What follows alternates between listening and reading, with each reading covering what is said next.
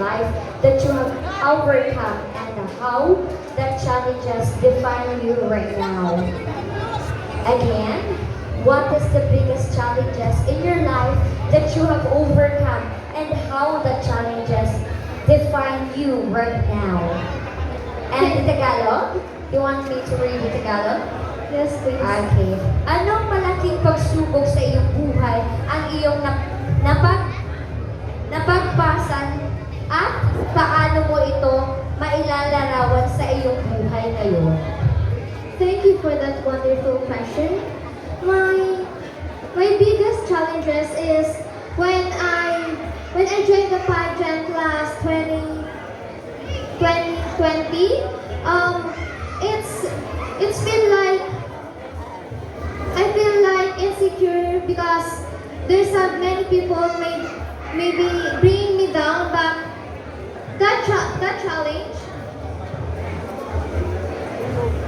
um,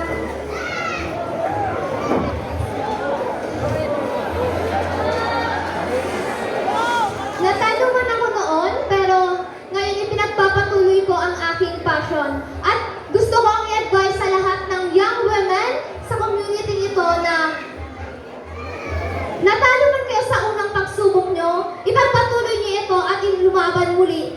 That would be all. Thank you very much. Thank you so much, candidate number 9! A very strong naman nun. Medyo kinakabahan, pero we know na ma-overcome mo yan. So, are you ready? Yes. I'm ready. Okay, if you're ready, this is your question. What is the biggest challenge in your life that you have overcome and how that challenge define you right now? Okay, I read it again. What is the biggest challenge in your life that you have overcome and how that challenge define you right now?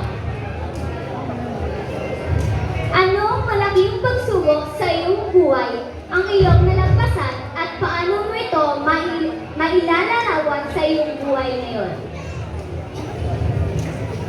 Thank you for that wonderful question. Ang pagsubok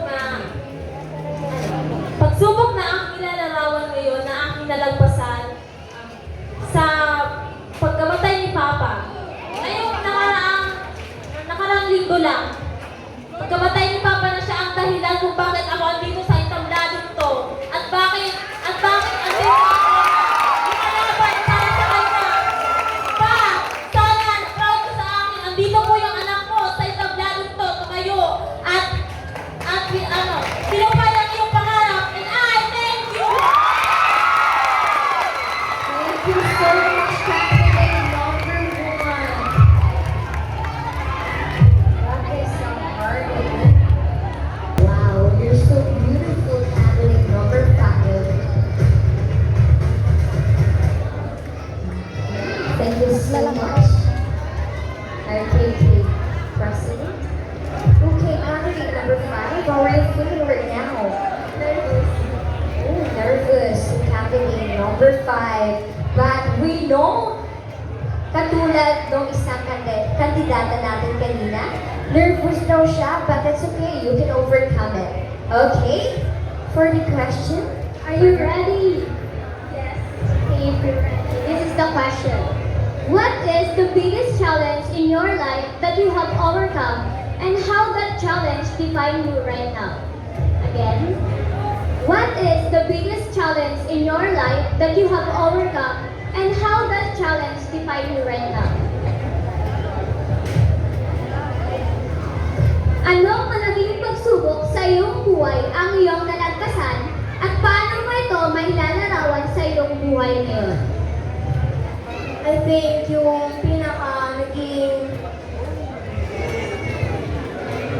naging challenging na naging pagsubok ko is yung nung nag-quarantine. Kasi po, since alam naman po natin na maraming nawalan ng trabaho dahil sa COVID, hindi po sila nakakalabas at marami po nawalan ng trabaho. And I think isa na rin po kami doon sa naapektuhan. It is very hard na malagpasan yung pagsubok na yun. Pero we still overcome it. Yung family ko po, na-overcome po namin yun ng buong-buo. And ngayon po, tumatayo po ako dito na strong at brave. Katulad din po ng with my family, strong po, I think we can define ourselves as a strong.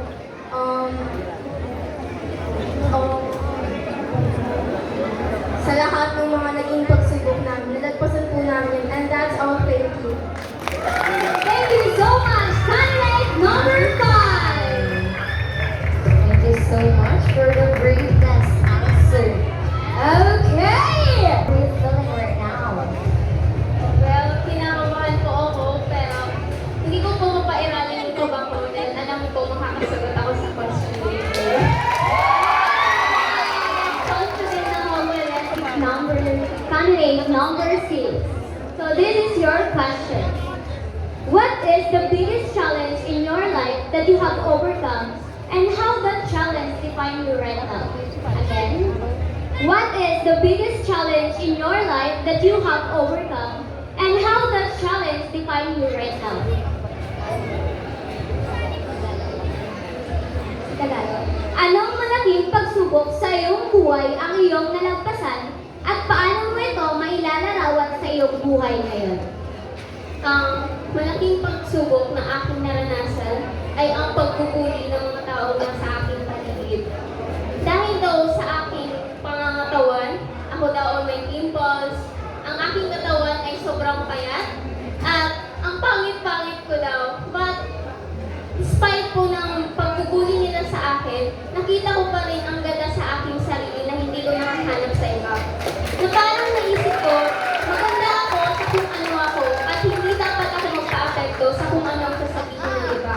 At dahil po doon, naging confident po ang tao simula nung hindi na ako nagpapa-apekto sa kung ano ang sinasabi ng ibang tao. And that's all.